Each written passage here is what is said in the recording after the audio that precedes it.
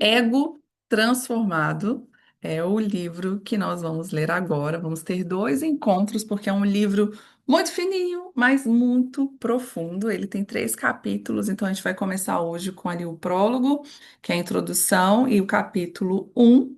E na próxima encontro, nós vamos fazer o capítulo 3 e o capítulo 4. Bom, ego transformado. Primeira coisa que a gente precisa entender é que a obra que Deus fez em nós, a obra de Cristo em nós, ela não é para gerar na gente uma vida moralmente correta. Jesus não morreu por nós para que nós fôssemos pessoas boas, para que nós fôssemos pessoas corretas. Mas a obra de Deus em nós, ela vem para transformar a nossa natureza, para mudar a nossa natureza, para nos dar uma nova vida. E só é possível ter uma nova vida se você acabar com a sua antiga vida. Só é possível você nascer de novo se você morrer.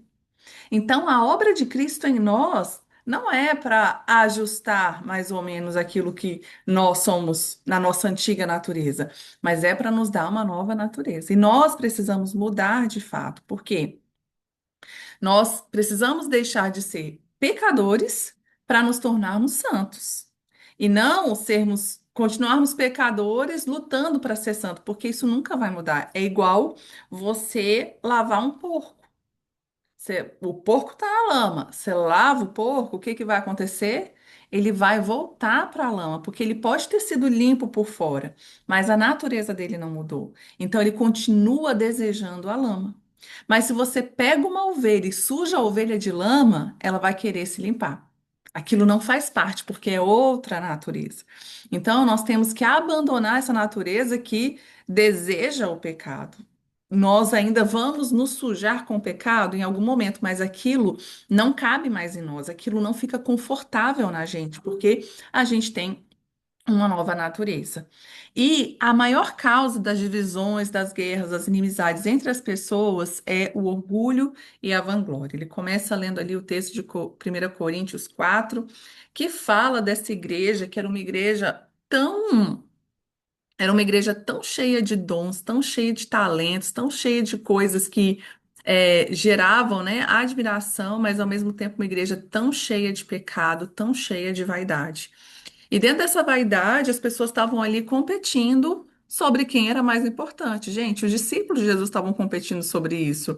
É, a gente olha para Esaú e Jacó estavam competindo sobre isso. A gente olha para Caim e Abel, eles estavam competindo sobre isso. Isso vem da natureza humana.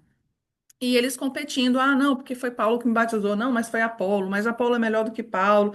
E isso tudo é por quê? Porque eles se alegravam por serem discípulos de Paulo ou de Apolo? Não, mas porque eles queriam se vangloriar, queriam ser uns melhores que os outros. E a gente pode celebrar ao invés de se comparar. A gente pode celebrar aquilo que a gente tem, aquilo que o outro tem, sem ficar se comparando, sem ficar se medindo pela outra pessoa. É, e ele começa falando sobre a questão de como o mundo começa agora a interpretar as maldades. Antigamente, tudo era por causa que as pessoas se importavam demais consigo. A pessoa é egoísta, a pessoa só pensa nela e tudo.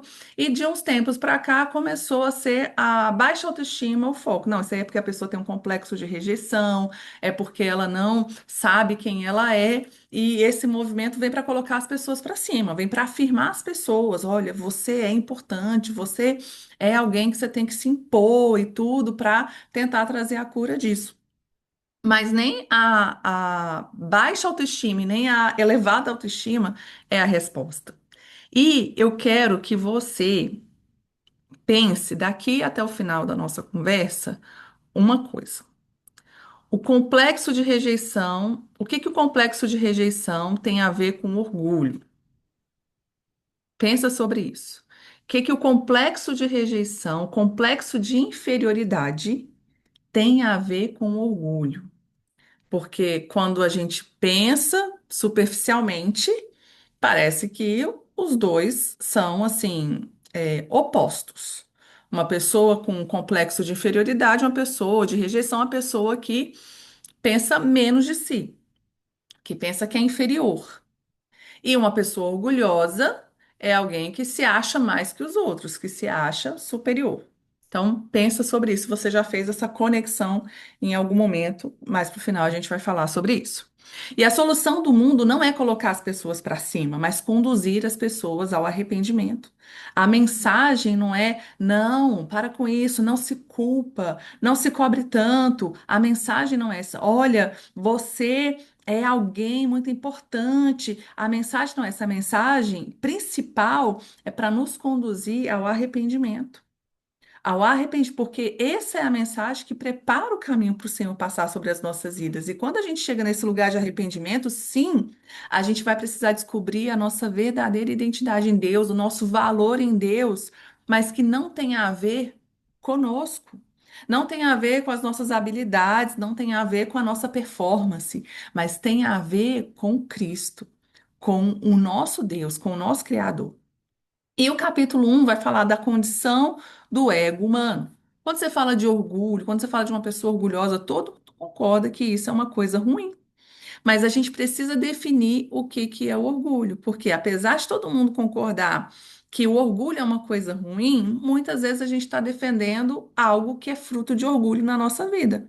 A gente defende isso como valor próprio, a gente define isso como respeito, a gente define isso como qualquer outra coisa, mas a gente não consegue enxergar que sim é orgulho, porque se a gente falar que é orgulho, a gente não pode defender. Então a gente renomeia esses comportamentos. E o ego. Ele vai falar que o ego é algo que é inflado, inchado, distendido, algo que está grande, mas não porque está preenchido. Uma coisa inchada, inflada, ela tem um grande volume, mas ela não tem conteúdo. Ela não está preenchida porque ela só tem uma aparência, mas ela não tem uma essência. E o ego é isso, o ego é algo que se infla, não porque é grande, não porque é importante, mas porque está vazio. E precisa se inflar, precisa se inchar para parecer que é alguma coisa. Então, a condição natural do ego humano é a inflamação. E esse ego inflamado, ele é algo que causa dor, causa desconforto. Pensa no quanto que dói ter gases. Você já teve dor de gases? Gente, dor de gases é tão forte em alguns níveis que eu já vi mais de uma pessoa que foi parar no hospital achando que estava tendo um ataque cardíaco, que estava tendo um piripaque. E era gases. De tanta dor, tanta dor. Quando eu tive o Davi, eu senti uma dor na barriga que parecia uma agulhada. E eu tinha tanto medo. O Davi foi minha única cesárea. E eu tinha tanto medo de ter algum problema, de ter alguma complicação pós-parto, que eu ficava, gente, o médico esqueceu alguma coisa aqui, tem um trem aqui que arranha, que dói. Doía tanto que eu ficava travada. No fim das contas, descobri o quê? Era gases. E era uma dor insuportável. Mas por quê? Tava inflado, tava inchado. Então dói, machuca. O ego, ele é em primeiro lugar vazio. Ele é grande, mas ele tá oco. O orgulho espiritual é o quê, né? A gente acreditar que a gente pode ser ou alcançar alguma coisa sem Deus. Desenvolver o nosso senso de valor próprio ou de propósito sem Deus. Esse é o orgulho espiritual, essa independência, que é o pecado original também, né? O pecado se origina dessa independência. Quando Eva aceita comer da árvore, do fruto da árvore do bem e do mal, por que que ela aceitou? Por que que ela foi convencida? Depois de tantos papos, tantos argumentos, o que que convenceu ela? Deus sabe que no dia que você comer, você vai ser igual a Deus, conhecedora do bem e do mal. Vocês vão ser conhecedores do bem e do mal. Vocês não vão mais precisar de Deus dizer o que que vocês devem fazer. Vocês mesmos vão decidir. E essa independência faz a gente achar que a gente vai saber quem nós somos, qual é o nosso valor, qual é o nosso propósito de vida, sem Deus. O ego busca algo que te dá senso de valor e de propósito. Então, você não descobriu isso em Deus, você não buscou isso em Deus e você então vai buscar isso em outro lugar, em outras pessoas ou em outras coisas. Nada consegue preencher o espaço de Deus dentro de nós. Então, você tenta preencher isso com uma família bonita. Só que esse espaço que precisa ser preenchido, gente, só Deus preenche, ele é muito maior.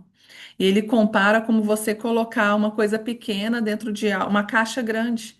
Vai ficar balançando, vai ficar ali perdido, não vai preencher. Você pode tentar preencher isso com status, você pode tentar preencher isso com um trabalho, nada vai preencher esse espaço e essa afirmação a respeito de você que só Deus pode te dar, que só Deus pode te revelar. O ego não consegue preencher o que só Deus pode preencher. O ego não vai te dar sentido de importância, só Deus vai. Só Deus, só em Deus a gente vai descobrir o verdadeiro valor que nós temos. Nós não saberemos isso sem Deus. Outra coisa, o ego é dolorido. Algo que está inflamado requer atenção o tempo todo. Lembra de uma unha inflamada, você não consegue parar de pensar nela. Dói e parece assim que a pessoa ela mira no dedo que tá machucado, no lugar que tá doendo. Você fala assim, gente, nunca pisam no meu pé. Quando eu tô com a unha inflamada, vem alguém lá e dá um pisão. Tem 10 dedos para pisarem, vão pisar no dedo que tá inflamado. Por quê? Não é porque não pisam nos outros, é porque o que tá bem, o que não tá doendo, não requer atenção. O que tá saudável, você nem lembra. Você fica lembrando de cuidar do seu estômago quando você não está com dor de estômago? Você fica lembrando, é lógico, né? A gente lembra de escovar os dentes porque a gente não quer ter problema. Mas quando você está com uma dor de dente, gente, você não consegue fazer nada quando seu dente está inflamado, quando seu ouvido está inflamado. O que está inflamado está o tempo todo ali, ó, buscando atenção, querendo foco para ele. E o ego inflamado é assim também. O nosso corpo só chama atenção quando algo está errado, e o ego vive chamando atenção para si. Ele passa o tempo todo, pensa o tempo todo em como se comporta e em como as pessoas te tratam. O ego, ele fica o tempo todo querendo saber o que os outros estão pensando ou o que os outros estão fazendo. Se compara o tempo todo, quer o tempo todo ser medido, quer o tempo todo ter atenção e importância. Nós não temos sentimentos feridos, o que é ferido é o nosso ego. Então, quando alguém nos trata mal, quando a gente se sente desconfortável com alguma situação, se sente desvalorizado por alguém, fala, ah, fulano feriu os meus sentimentos. Não é o sentimento que feriu, feriu o seu ego. A pessoa não fez por você aquilo que você achava que deveria ser feito. A pessoa não te deu a importância que você achava que você merecia ter. E ali você fica ofendido, fica ferido. O ego nunca se sente feliz. Não tem. Não tem saciedade para esse ego. Ele sempre vai estar querendo mais e consumindo mais de nós. O ego também é atarefado. Ele vive ocupado tentando preencher o vazio. Ele tem que estar fazendo, ele tem que estar mostrando, ele tem que estar ativo, porque precisa convencer. Muitas vezes não convence a si mesmo e quer convencer os outros, né? De que é alguma coisa. A pessoa que vive na correria, que vive fazendo, que não para nunca. O ego vive se comparando porque ele não está confortável consigo mesmo. Então, você não se sente suficiente, então você está sempre olhando para o lado. E o orgulho, ele é competitivo por definição. O orgulho não é algo que você tem olhando para si, ele é sempre algo que você tem olhando para fora. Quando nós temos o orgulho, é porque a gente não consegue, não é que a gente não consegue se satisfazer com o que a gente tem. A gente não consegue se satisfazer com o que a gente tem em relação ao que as outras pessoas têm. A gente não quer ser só rico, a gente quer ser mais rico que os outros. A gente não quer só ser uma família feliz, a gente quer uma família mais feliz do que a dos outros. E isso pode parecer desconfortável, você pensar, ah, eu não sou assim, mas deixa eu te fazer uma pergunta. Presta atenção. Você prefere ganhar US$ 5.000 num lugar onde todo mundo ganha US$ 3.000? Pegou? Você ganha 5.000, todo mundo ganha 3. Ou você prefere ganhar US$ 7.000 no lugar onde todo mundo ganha 10? Pensa. Gera um desconto. Porque 7 é mais que 5. Mas, poxa, tá todo mundo ganhando 10. Esse é o orgulho que faz a gente ficar se comparando o tempo todo, faz a gente não conseguir desfrutar daquilo que a gente tem. Essa vanglória que estava gerando competição ali no meio das pessoas, não era porque as pessoas tinham a alegria de serem próximas de Paulo, a alegria de serem próximas de Apolo, mas é porque o fato de eu ser próxima de Paulo faz com que eu seja mais importante com alguém que não é, faz com que eu tenha mais reconhecimento com alguém que não é. E a gente não consegue desfrutar daquilo que tem. Porque se Paulo deixa de ser relevante, eu desprezo a amizade de Paulo. E eu vou atrás de quem vai me tornar relevante, de quem vai me tornar mais importante que os outros. Porque esse é meu objetivo. E isso faz com que a gente não desfrute de fato as coisas que a gente tem. E muitas vezes é a nossa família, os nossos filhos, a nossa igreja, os nossos amigos, a nossa casa. Não consegue dar valor para o que tem, porque está olhando para alguém que tem mais. Isso acontece porque a gente não tem alegria em ter algo, mas a gente tem orgulho de ter. A gente não se satisfaz com aquilo que a gente tem, mas a gente se satisfaz porque o que que aquilo faz de nós? Qual é a importância que aquilo nos dá diante das outras pessoas? O orgulho pode destruir o nosso prazer de desfrutar das pessoas ou das coisas que nós temos. A gente começa a fazer coisas que nós não gostamos para impressionar os outros. Já viram uma frase que tem assim: ah, a gente vive para gastar o dinheiro que a gente não tem, para impressionar as pessoas que a gente não gosta, tem alguma coisa assim. E muitas vezes a gente cai nessa, né? De viver uma vida só para se comparar. E nós não fomos chamados para isso. A comparação e a vanglória demonstram o quão impotente e vazio alguém está. Então, a vanglória parece que é uma coisa que a pessoa se sente muito superior aos outros, mas isso só está demonstrando o quanto que a pessoa é insegura. Ela tem tanta necessidade de se afirmar, tanta necessidade de dizer quem ela é, que ela é assim, que tem a personalidade forte, que não leva desaforo para casa, que na verdade ela está demonstrando o quão insegura ela está com ela mesma. O quão desconfortável ela está. Ele deu esse exemplo no livro dos deuses falsos, e de novo ele dá o mesmo exemplo falando da Madonna. Vocês lembram que ele falou da Madonna, dos deuses falsos? E isso foi algo que realmente chamou muita atenção dele. Então agora ele vai falar de novo dela e essa busca dela incessante por ser maior, por se superar. E ela vivia para isso, e quando ela chegava nesse lugar de se superar, de conseguir ultrapassar o limite ali que ela chama de mediocridade, ela vai e descobre que, na verdade, ela ainda não chegou no topo. Você chega no topo e você descobre que sempre vai ter alguém mais acima. Só um pouquinho.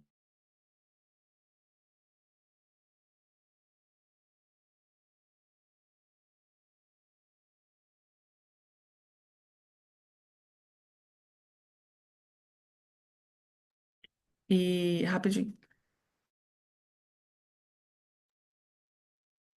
É, então você fica sempre buscando se superar, sempre buscando superar os outros, e isso é insaciável, insaciável, isso não tem fim. A necessidade de demonstrar poder, na verdade, revela o quão grande é essa insegurança. Uma vez uma pessoa me aconselhou, ela falou comigo assim: ah, você precisa colocar limites, você precisa pontuar as coisas. Então, se a pessoa fez, você pontua, se a pessoa fez, você pontua, porque você não pode perder o controle. E aí eu caí nessa. Aí fui seguir lá o conselho. E aí era uma relação de proximidade e convivência, então eu comecei a colocar muitos limites, muitas barreiras, assim, ó, não, isso aqui você não toca, isso aqui você não mexe, isso aqui você não faz. E fui cercando, cercando, cercando. E eu parei para pensar, eu falei assim, gente, como eu tô insegura. Eu tô querendo segurar tanto, eu tô querendo me posicionar tanto, que na verdade eu tô mostrando que eu não tenho segurança nenhuma nas coisas que eu tenho, nem quem eu sou. E o ego também, ele é frágil, porque tudo que está inflamado, tudo que está inchado, corre o risco de estourar. É como um balão, né? Quanto mais, já tentou estourar balão que está meio murcho? Você pisa, pisa, pisa, ele não estoura. Mas você pegar um balão cheio, quanto mais cheio ele está, mais fácil ele fica de explodir. E um ego inflado, ele vai ficar fácil de explodir, ele vai ficar fácil de ruir. Isso tem muito a ver, né, com o que fala lá em Provérbios, que a soberba precede a queda, que o orgulho precede a queda, porque quanto mais a pessoa se infla, se incha, mais próximo ela está de cair. O complexo de superioridade e inferioridade, eles são, em essência, a mesma coisa. E aí a gente vai lá para responder a pergunta do começo. Por que que o complexo de superioridade e de inferioridade eles estão tão relacionados? Porque um é o ego que ainda está inflado. O outro é o ego que estava inflado e foi desinflado. Como que a gente explica isso? Uma pessoa, acho que a gente não tem muita dúvida para entender que uma pessoa que tem um complexo de superioridade é alguém orgulhoso, né? Você vê o orgulho na pessoa. Mas no complexo de inferioridade, talvez a gente pense, não, a pessoa não acha nada, ela se acha pouco importante. Mas na verdade, quanto mais importante eu acho que eu sou, mais risco eu corro de cair nesse lugar de inferioridade e rejeição. Por quê? Porque eu me acho tão importante que o que as pessoas fazem por mim, o reconhecimento que as pessoas têm por mim, a forma como as pessoas me tratam, não está à altura da importância que eu acho que eu tenho. E aí eu me sinto inferior. E aí eu me sinto rejeitada. Aquela pessoa fala, ai, todo mundo fala mal de mim, ninguém se importa comigo, ninguém me trata bem. Não é, nunca é esse, o todo mundo e o ninguém, nunca existe, né? Mas é porque a pessoa, ninguém está à altura do valor que, na verdade, ela acha que ela tem. E aí ela vai se sentindo inferior, ela vai se sentindo rejeitada. Então, assim, o orgulho, ele anda muito perto do complexo de inferioridade. O orgulho, ele anda muito perto do complexo de rejeição. Porque, na verdade, a pessoa não consegue reconhecer a forma como ela é amada, a forma como ela é aceita, quem ela verdadeiramente é. Às vezes ela tem um conceito de si mais elevado do que o que é. E aí ela nunca se sente valorizada. Em um caso, você está inflado e no outro você está desinflado, né? Os dois requerem atenção e senso de importância. Nos dois está presente a comparação. Então, nos dois casos, a pessoa está requerendo atenção. Um, seja para mostrar os seus feitos, as suas boas, né, habilidades. No outro, é para as pessoas estarem olhando para ela, prestando atenção nela, porque nenhuma atenção é suficiente. Se comparar é viver em constante insatisfação. E tinha um pastor que ele falava o seguinte, que toda comparação é burra, porque você nunca vai ser igual a ninguém. Você não é chamado para fazer as mesmas coisas que alguém, então você se comparar nunca vai ter uma medida certa. Ou essa medida é maior ou ela é menor, nunca vai caber a você, porque a medida que te cabe só cabe você. O chamado que você tem, a vida que Deus te deu, ele só deu para você. Só você é você. O ego é insaciável, buscar satisfazê-lo é um trabalho infinito. É quando ele fala aqui da Madonna, né? É infinito, você não acaba, você não para, você não se sacia. Não depender de um ego satisfeito é ser verdadeiramente livre. Não depender do quanto que as pessoas te aprovam, do quanto que as pessoas te aceitam, do quanto que as pessoas te aplaudem, e você saber quem você é, independente disso, essa é a verdadeira liberdade. Né? E aqui a gente finaliza o capítulo 1 e eu quero ouvir vocês.